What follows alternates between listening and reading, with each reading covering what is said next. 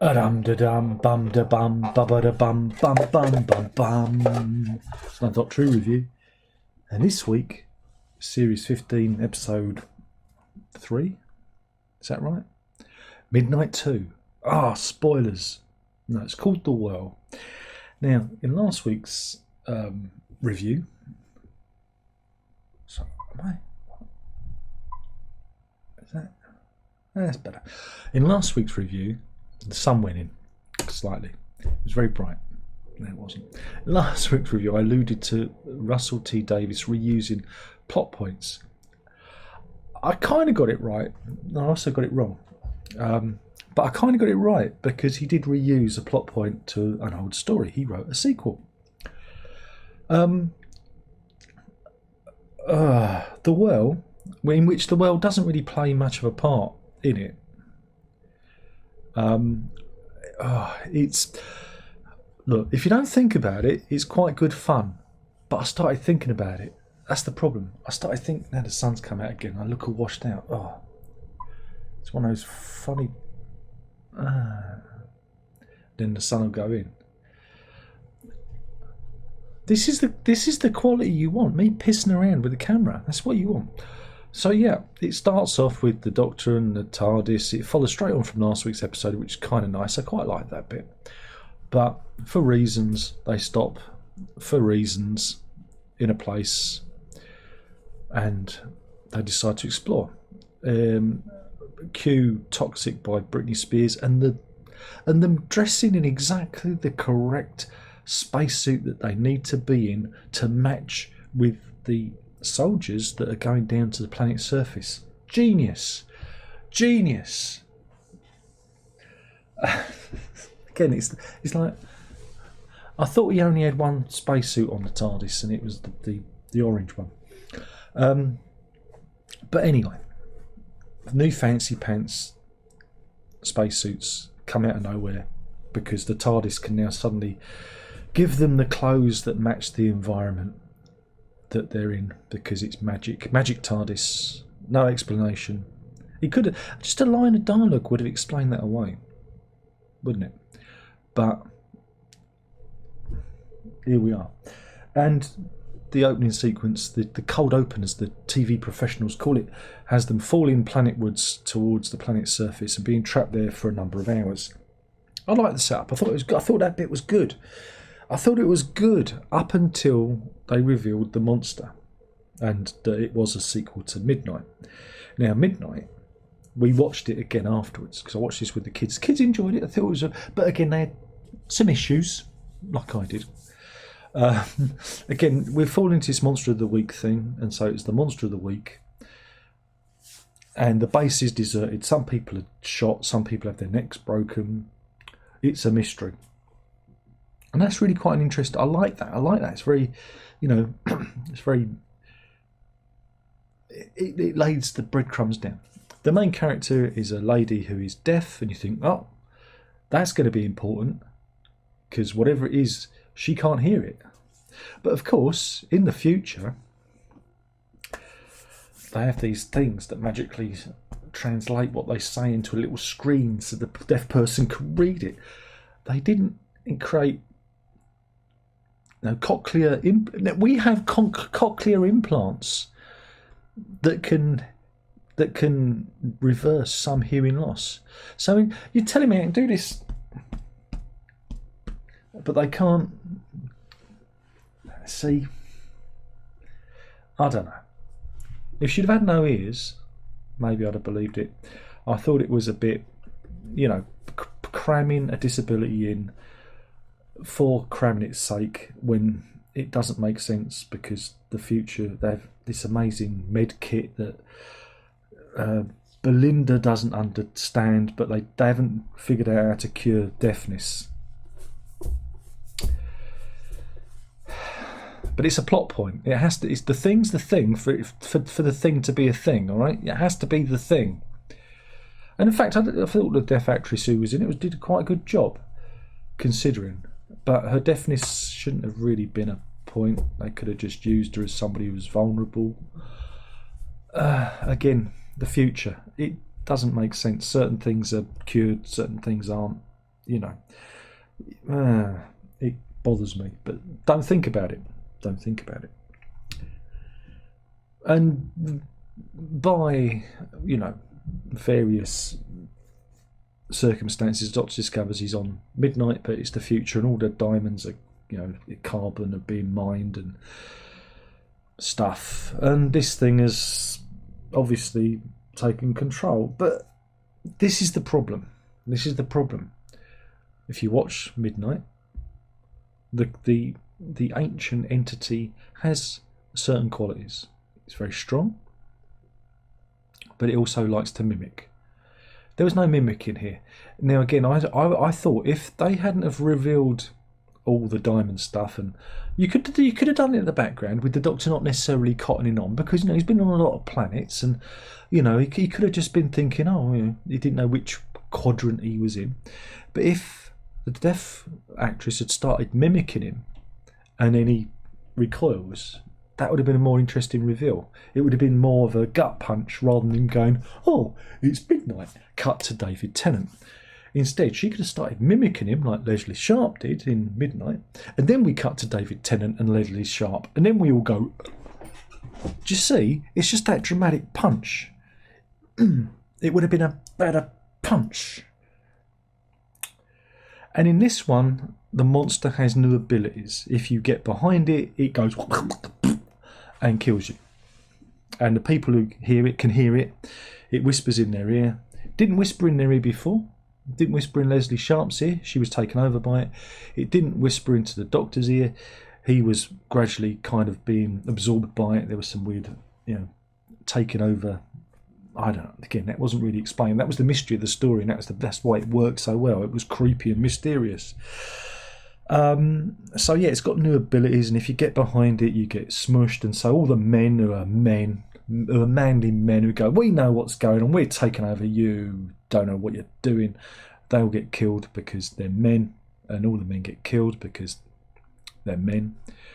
And woman saves the day again, a bit like Midnight.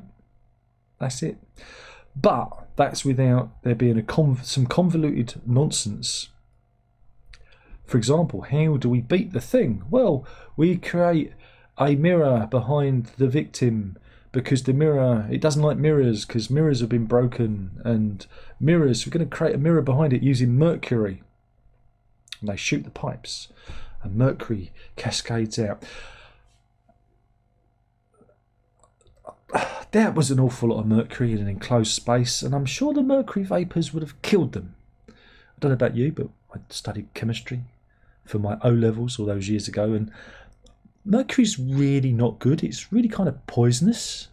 So, I don't know.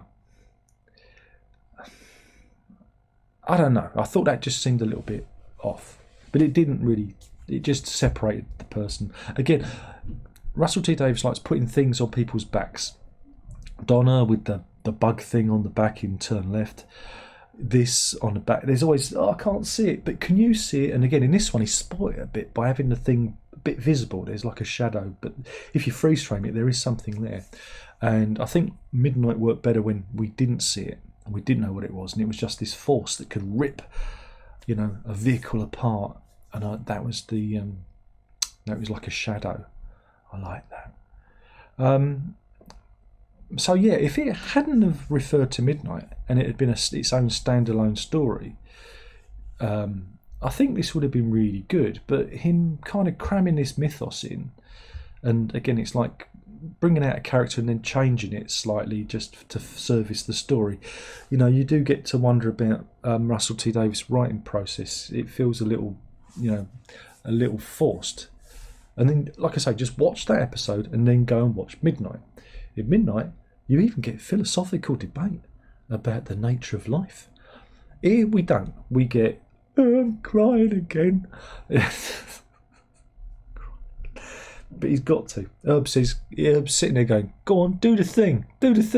He did the thing. It's becoming a parody now. And then Belinda gets it, and so they shoot her, but because it's not going to kill her, but it's going to make it kill her, but they can bring her back. again, we know that nothing's going to happen to her because her timeline exists in the future. Her, ancestors, are in the are in the future, so we know nothing's going to happen to her. And I thought that bit at the end was just completely unnecessary. They could have all just been looking, and then the lead woman, the leader, could have said it's me, and just darts off down the corridor and throws herself down the well. And that would have been dramatic, and we didn't need all that convoluted stuff, the false threat. But then it's a false ending because when they get back up onto the spaceship and disappear, the creature's been released. It's because maybe there's more than one of them. Maybe there's more than one. So yeah, I liked the episode in some bits, but some bits, it's that thing where he kind of breaks the narrative to serve it, and I'm kind of 6 of 1.5 dozen. I like the look of it. I think it looked really good. But again, some of the scenes look really well done, and some of it looked a bit cheap. Some of the internal bits look a bit cheap. But I enjoyed it. But I wish it hadn't been a sequel. I wish it had been a new threat or a similar threat, and he could have said, "Oh, this reminds me of Midnight or whatever." Similar planet. Maybe it could have been a planet in the same system. I don't know, but yeah, it's like but still better than the first season series. It's still, I think that they are working a bit better. If this season had been started, if they'd started with this, I think this is a lot stronger. I think that first season was just not good in comparison to this. I think this is working a bit better. But we are relying on this Monster of the Week trope, and of course Mrs. Flood turns up at the end.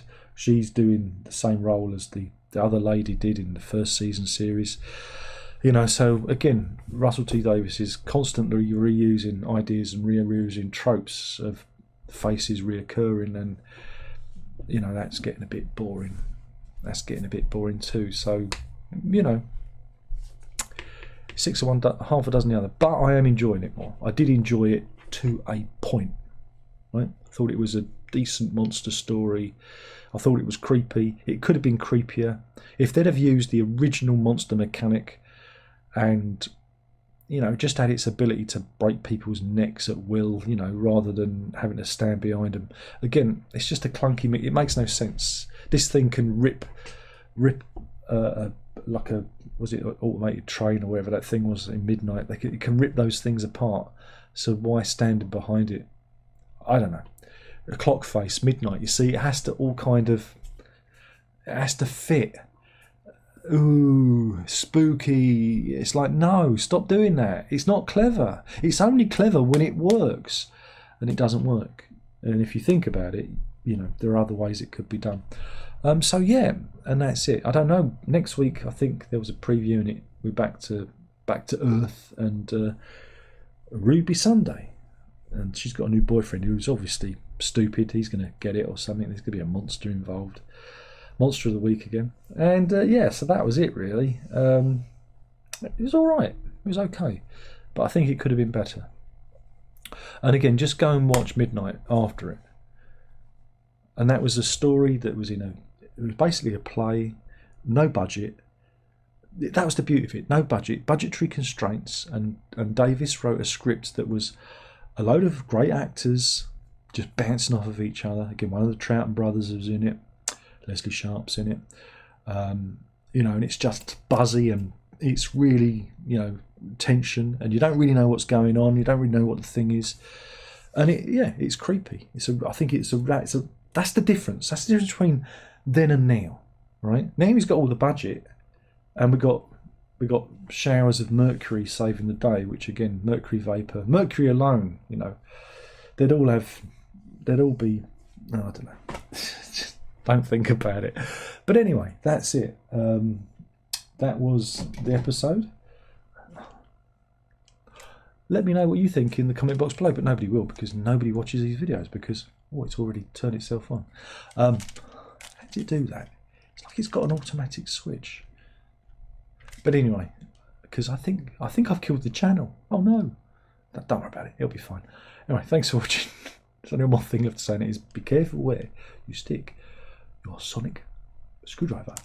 Oh, wrong button. I'll get it right in a minute.